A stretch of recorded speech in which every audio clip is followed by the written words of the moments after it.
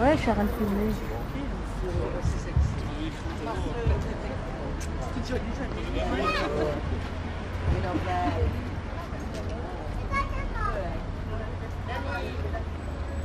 Là, mais je vois pas le chauffeur. Oui, on sait.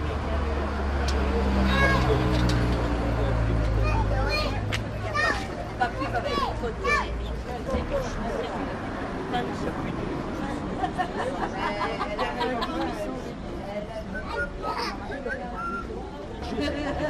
Ça commence à quelle heure? À 10 heures.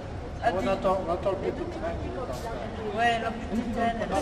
Ah, comme ça, t'as couru. Ah, en plus ça fonctionne. Après, Eh bien, je vais appeler les- ça va commencer dans pas très longtemps. Vous n'allez pas être déçus. C'est très super. Et alors, Gérard, c'est une fille. Parlez, community l'adore.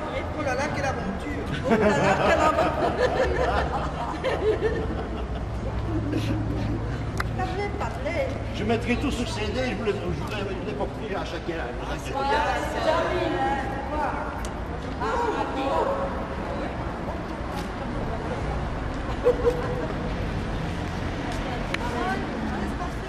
Allez, on y va.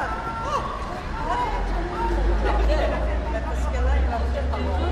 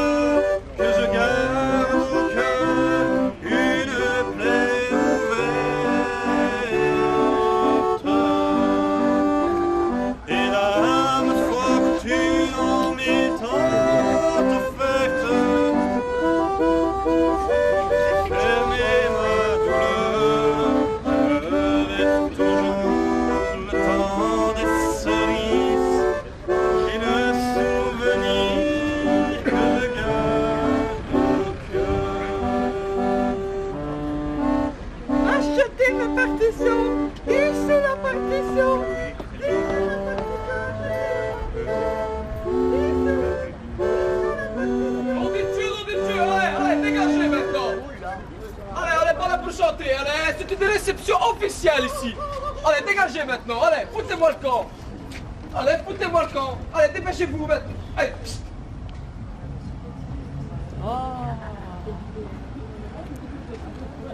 Allez, laissez passer, s'il vous plaît. Laissez passer, allez. Merci.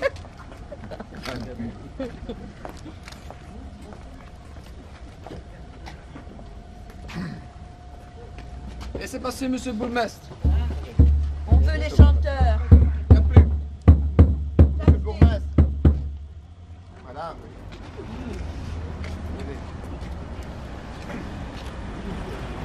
Je suis heureux de vous accueillir en ce jour très important pour notre commune, son industrie et le rail. L'inauguration de cette nouvelle ligne ferroviaire va consolider l'essor industriel de notre région. Ce progrès technologique Attention, madame. Hein. va certainement ouvrir la voie à de nombreuses activités et permettra aux voyageurs des déplacements plus rapides. Par ici, monsieur le bourgmestre, madame, suivez-moi. Nous allons nous rendre directement sur le quai, car le train entre en gare. Ça montre plus.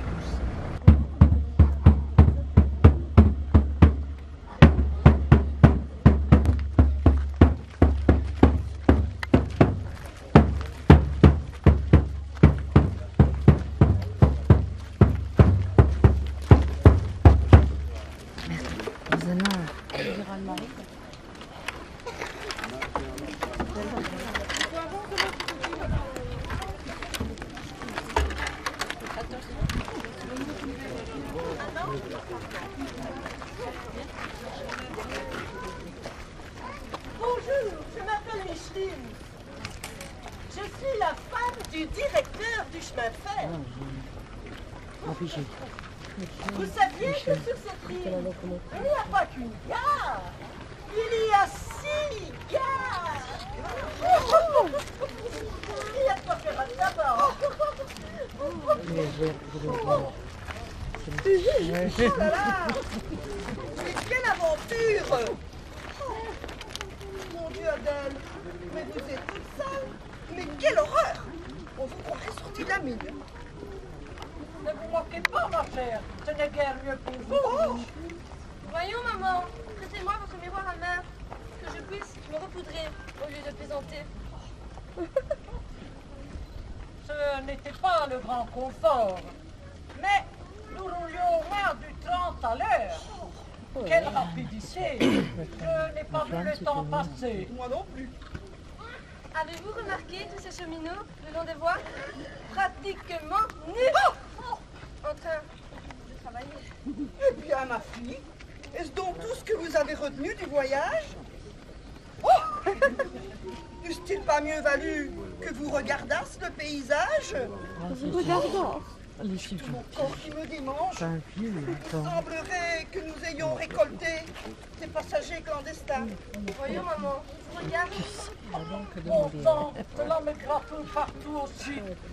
Je crois bien que j'étais caché dans les coussins des fauteuils. Quelle horreur! Chut, c'est le discours.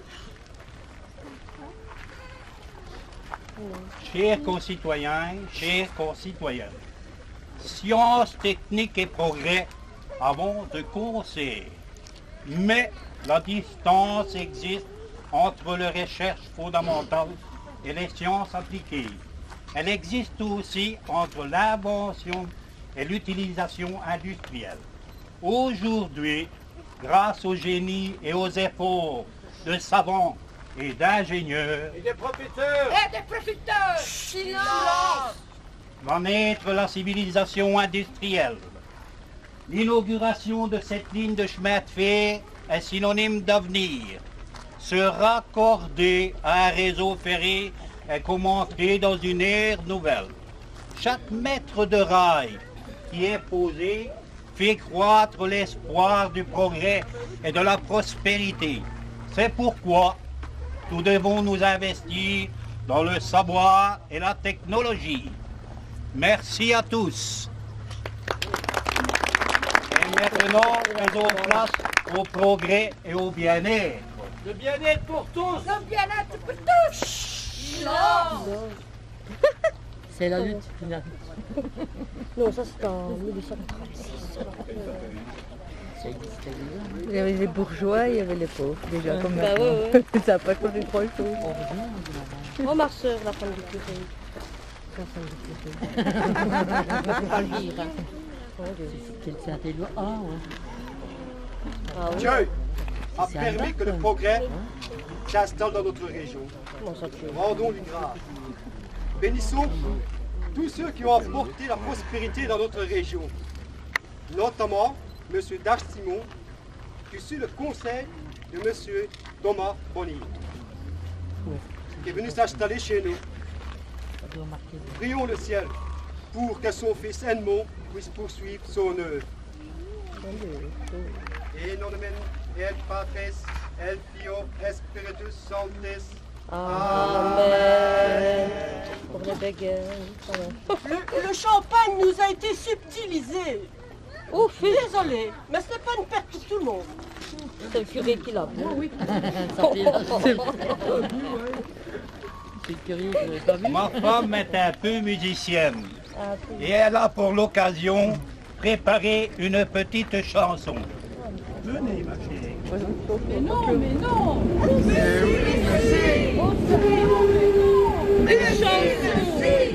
Là, vous faites pas prier, ma chère. Une petite chanson pour le plaisir de tous.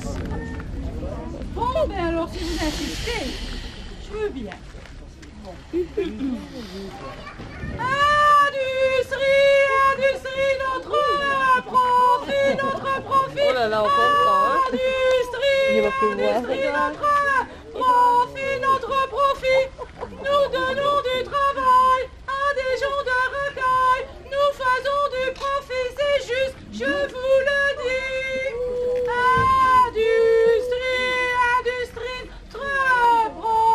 notre profit. Qu'y a-t-il de plus beau qu'un option de sang et d'eau, fabriquant de l'acier au profit des banquiers? Industrie, notre profit. Elle l'a inventé, Le celle-là. temps c'est de l'argent. Avec le train maintenant, nous mangeons du caviar, les autres du pain noir. Allez, tout le monde avec moi. Oh non. Industrie, notre profit. Voilà. Elle a bu le champagne.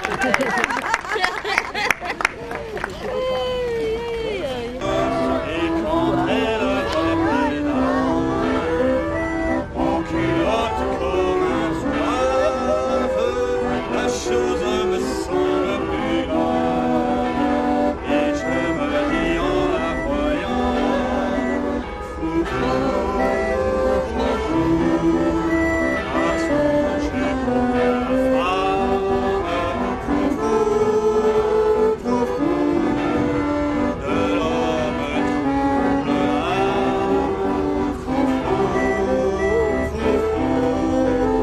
certainement la femme séduit surtout par son gentil foufou.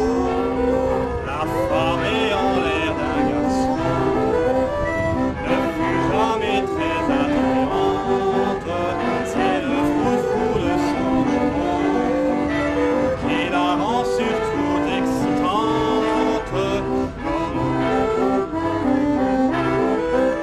C'est étonnant tout ce qu'il ose. Alors il voit la vie en rose. Il s'électrise et devient fou.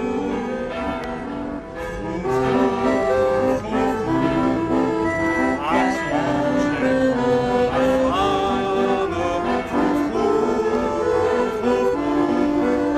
de l'homme trouble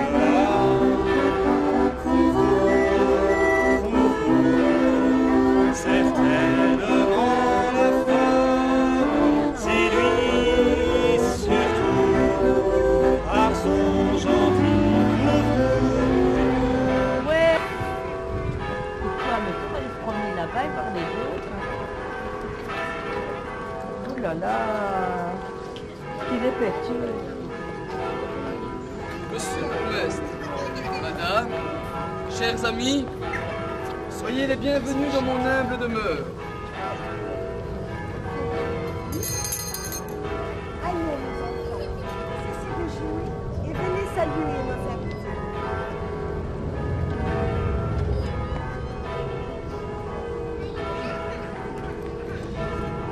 Nous sommes heureux, mon épouse et moi-même, de vous accueillir à l'occasion de l'inauguration de notre 4e haut fourneau et de la nouvelle batterie de four à coque qui vient d'être installée dans notre usine de la Providence. Cher ami, Oui, j'ai ouï dire que la crise économique se pointe à l'horizon et qu'on va réduire la production. Était-ce bien utile d'installer un nouveau fourneau en des temps si troublés? Qu'est-ce que t'as... N'ayez point d'inquiétude, monsieur le bourgmestre. Nous espérons engranger de riches dividendes et permettre l'expansion et la prospérité de notre site bien-aimé de Marchienne. Je vous en prie, messieurs, assez de vos problèmes financiers. Voyez plutôt mon ami, votre sœur, la révérende mère Thomasine, qui vient d'arriver. Et elle n'est pas seule. Quelle surprise! Présentez-la donc à nos invités. Monsieur le bourgmestre, madame, chers amis, permettez-moi de vous présenter Mère Thomasine, des Dames de la Miséricorde, ma sœur aînée. Bonjour, mesdames, messieurs. Eh bien, oui, mon cher frère, me voilà de retour. Je suis sollicitée par la hiérarchie. Non, tu crois? Si vous voulez laisser vos enfants dans le parc, on va les surveiller pendant le... Tenez l'enfant, allez. Mesdames, messieurs, le concert va commencer. Il est temps à présent d'écouter un peu de musique classique de Mozart. Je vous laisse en compagnie de l'ensemble Archettiato.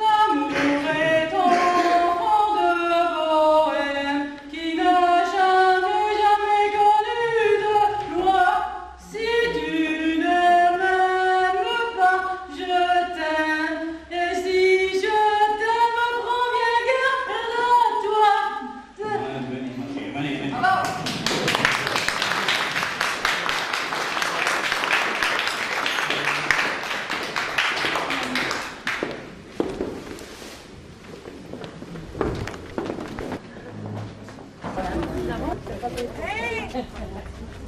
Là, notre copain Vincent! Vincent!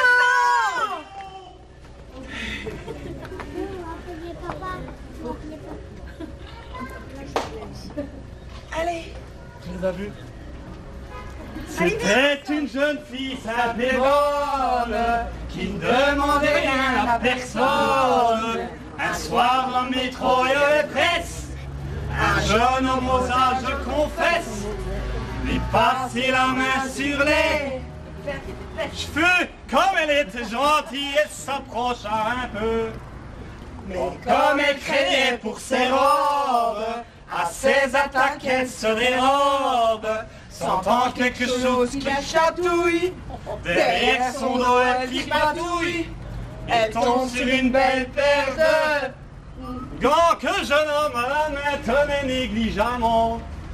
En voyant les mois de la demoiselle, elle s'approcha un petit peu d'elle. Et comme en chaque homme tout de suite s'éveille le démon qui l'habite, le jeune homme lui sortit ça. Carte, il lui dit, je m'appelle Jules et j'habite rue des Cartes. Mais quand continue son voyage, elle se dit, jeune homme n'est pas sage, sentant quelque chose de pointu, qui d'un air fermé convaincu, cherche à pénétrer dans mon corps à qui est doux d'aimer, quel frisson de bonheur. Ainsi à Paris quand on s'aime, on peut se le dire sans problème, peu importe le véhicule, n'ayons pas peur du ridicule. Dites-lui simplement je t'en prie, allons à la maison manger des spaghettis. La la la la la la la.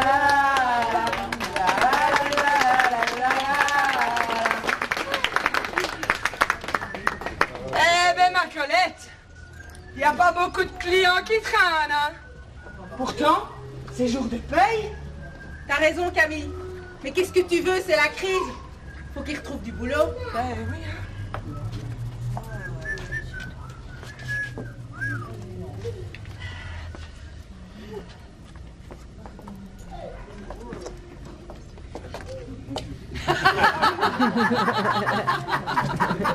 Voilà ce que tu me demandes pour m'emmener au paradis. C'est 20 francs pour le grand jeu. Et si tu vois pas le bon Dieu, tu verras au moins c'est ça. Tu rigoles comme ça t'égale? Non. Dis donc le matelot, t'es venu pour te foutre de notre gueule? Si t'as rien dans la bourse, retourne sur ta péniche. Dégage! Oh, du calme les filles. Vous êtes susceptibles toutes les deux. Je vous le prends pour 10 francs. Griton!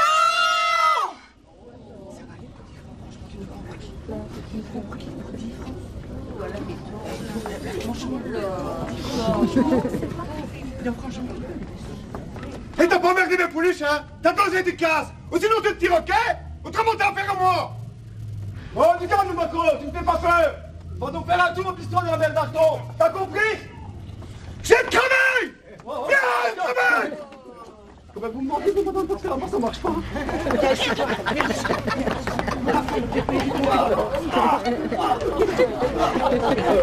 Va pas me coup, les colons sont disgraciés! Heureusement que tu étais là. J'en ai moi ici. Mais les filles, maman est trop petite. Mamma mia! Ah ben oui. Allez, mesdames et messieurs, on va les laisser dans leur triste sort de ruelles et malfamés. On va continuer vers le bas. Faites attention de ne pas vous...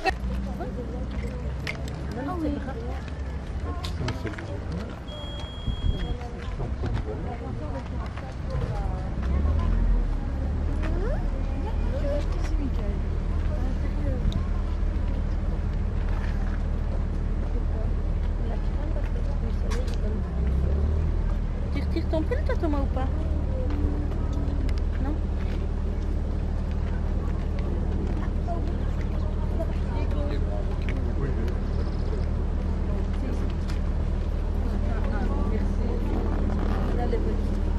Ça, c'était pendant la guerre.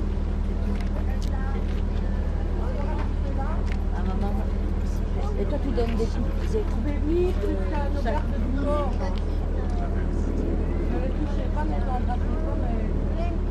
sortir, vous pouvez.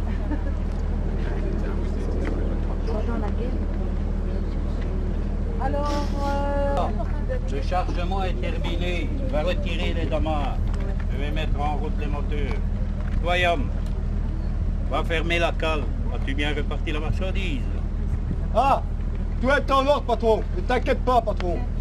Oh mon Dieu, si on se fait prendre, pourvu que les poches ne fouillent pas trop à la prochaine écluse. Hein. Il faudrait pas qu'ils vident complètement le bateau. Mais ça m'étonnerait qu'ils en aient le courage. On les craque, Maria. Ils sont bien planqués. On ne risque rien.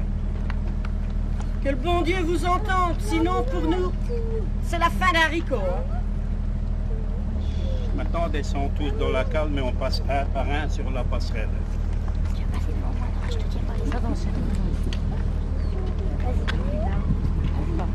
Descends par là. Descends. Restez groupir. Allez. Une minute. Sur mes cahiers d'écolier, sur mon pupitre et les arbres, sur le sable, sur la neige, j'écris ton nom. Sur toutes les pages lues, sur toutes les pages blanches, pierre, sang, papier ou cendre, j'écris ton nom. Sur mes images dorées, sur les armes des guerriers, sur la couronne des rois, j'écris ton nom. Sur les merveilles des nuits, sur le pain blanc des journées, sur les saisons fiancées, j'écris ton nom. Sur le champ, sur l'horizon, sur les ailes des oiseaux et sur le moulin des ombres, j'écris ton nom. Sur la lampe qui s'allume, sur la lampe qui s'éteint, sur mes maisons réunies, j'écris ton nom. Sur mon chien gourmand et tendre, sur ses oreilles dressées, sur sa patte maladroite, j'écris ton nom. Sur toute chair accordée, sur le front de mes amis, sur chaque main qui se tend, j'écris ton nom. Sur l'absence sans désir, sur la solitude nue, sur les marches de la mort, j'écris ton nom.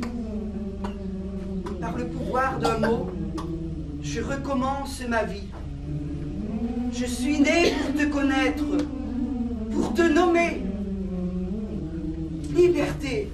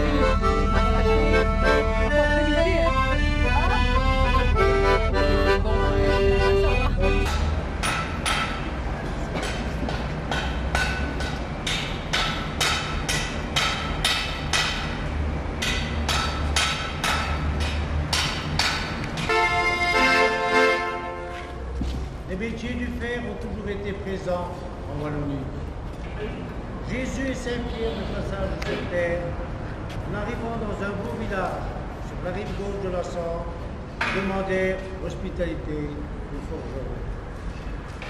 Celui-ci était un brave et honnête artisan. Il avait le caractère serviable et le cœur gros. En voyant ces deux pauvres pèlerins, là et affamés, il les invita à entrer. Descendu du plafond où était pendu un anneau, un grand pandelard, cassa des œufs, mit la poêle au feu et leur fit la meilleure chair qu'il put. Il offrit même à Saint-Pierre, qui se plaignait de ses pieds, de le ferrer le lendemain matin pour qu'il puisse achever son voyage. Jésus était enchanté. Et pour une fois, Saint-Pierre ne trouvait rien à redire, mangeait comme un autre, arrosant chaque bouchée d'un beau coup de bière.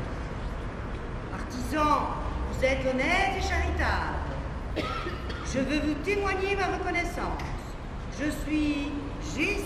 Au nom de Dieu. Oh, et moi, Saint-Pierre. En souvenir, je vous accorde de faire 3 vœux, et ils seront exaucés. Ce qui m'arrive est tellement extraordinaire que je n'en reviens pas.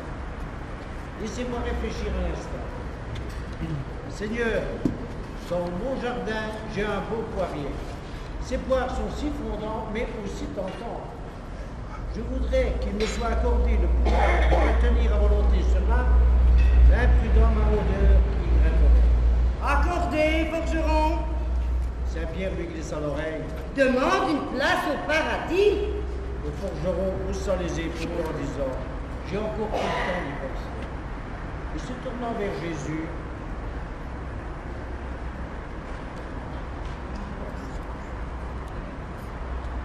voilà ma bourse de cuir, Seigneur. Je voudrais qu'une fois fermée, elle ne puisse plus s'ouvrir sans ma permission. Accordé, forgeron. Pense à ton âme. Insista Saint-Pierre. Et encore une fois, le forgeron haussa les épaules et forma son 3e pied. Qu'il ne soit donné à aucune puissance de me détacher de mon tablier de cuir si je parviens à m'asseoir dessus. Accordé, forgeron. Se souhaitèrent la bonne nuit et allèrent se coucher. Le lendemain, Jésus reprit sa place auprès de son Père éternel. Et Saint-Pierre, ses fonctions de portier au paradis. Quant au forgeron, il réfléchissait à l'aubaine qui lui était arrivée. Persuadé qu'il n'avait plus rien à redouter, il se mit à mener la joyeuse vie.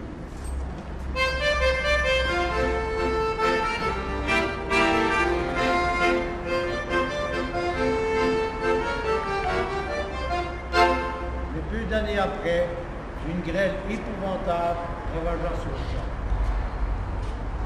Il était à peine revenu de ce malheur que le feu du ciel brûlait sa maison et sa forge.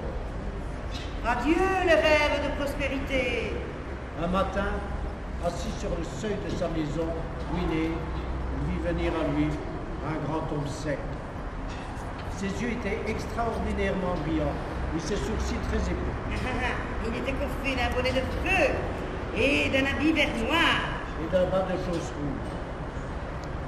L'étranger lui demanda le motif de sa peine. Le forgeron lui conta son malheur, sans omettre aucun détail. Et ajouta que dans son désespoir, il donnerait volontiers son âme au diable. C'est accepté, forgeron. Engage-toi à me donner ton âme en 10 ans, et je te compte à l'instant 10 000 écus d'or. Le malheureux n'hésita pas.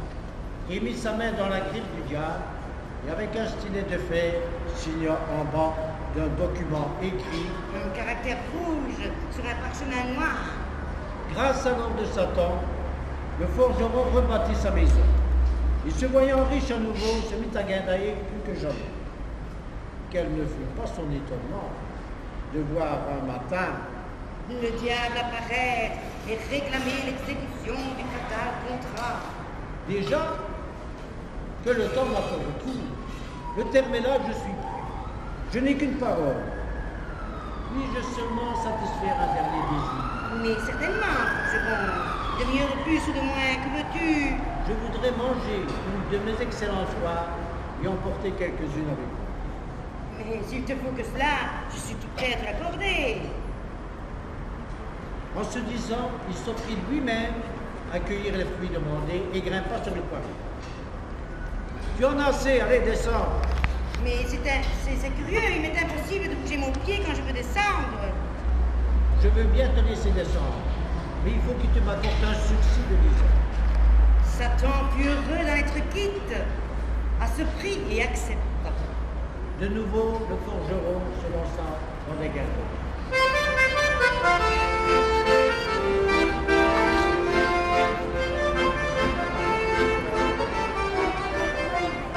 Le temps s'écoula rapidement. Et à l'époque fixée, Satan se présenta. Le forgeron savait que l'orgueil était le vice principal de l'homme déchu. Il lui dit, « Est-ce vrai encore un conte sur terre que tu peux te faire si petit que tu pourrais entrer dans une bourse comme celle-ci ?» Et aussitôt heureux de montrer son pouvoir, le diable se blottit au fond de la bourse. Rapide comme l'éclair, le forgeron tira sur les cordons, plaça le tout sur son enclume et se mit à taper de toutes ses forces. 10 ans de sursis, et je te laisse sortir, sinon je te martèle sans repos jusqu'à ma mort. Confus et meurtri, le diable dut accepter la nouvelle proposition.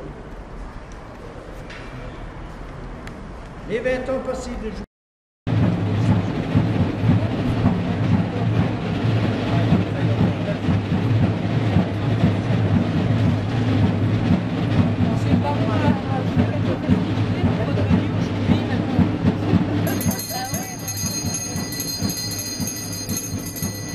Mesdames, messieurs, n'hésitez pas. Prenez un verre de champagne ainsi que quelques toasts.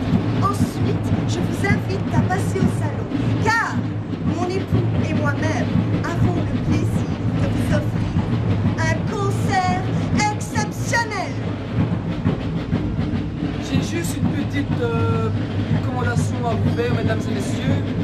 Vous pouvez laisser vos enfants dehors en toute sécurité, vu cette merveilleuse journée. Nous allons prendre place à l'intérieur pour un merveilleux concert.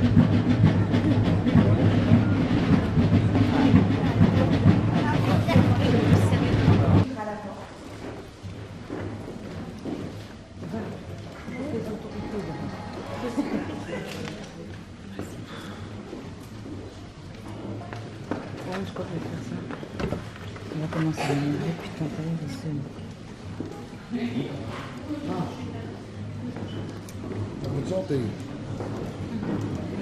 Voilà, je me laisse.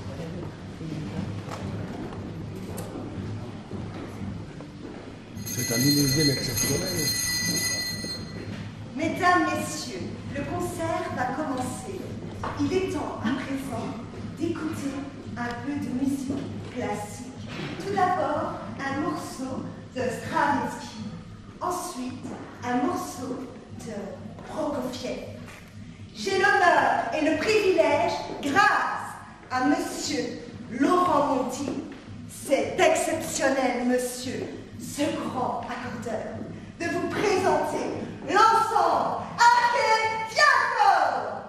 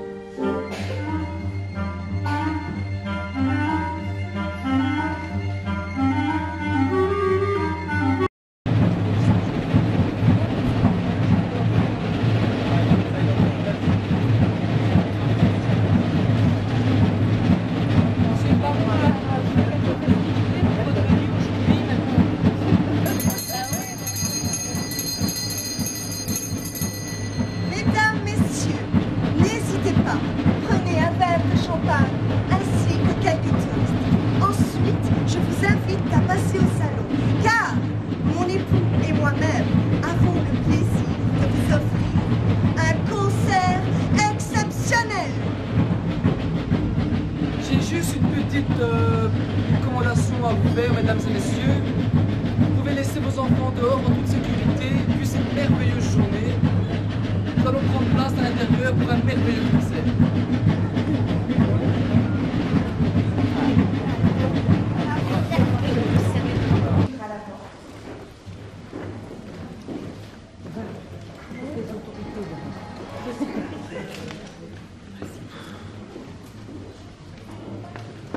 Je crois que je vais faire ça.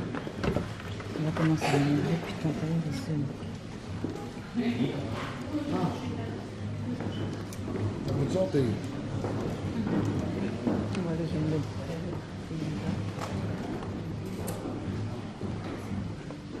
C'est un millésime exceptionnel. Mesdames, Messieurs, le concert va commencer. Il est temps à présent d'écouter un peu de musique classique. Tout d'abord, un morceau de Stravinsky. Ensuite, un morceau de Prokofiev. J'ai l'honneur et le privilège, grâce à Monsieur Laurent Monti, cet exceptionnel monsieur, ce grand accordeur, de vous présenter l'ensemble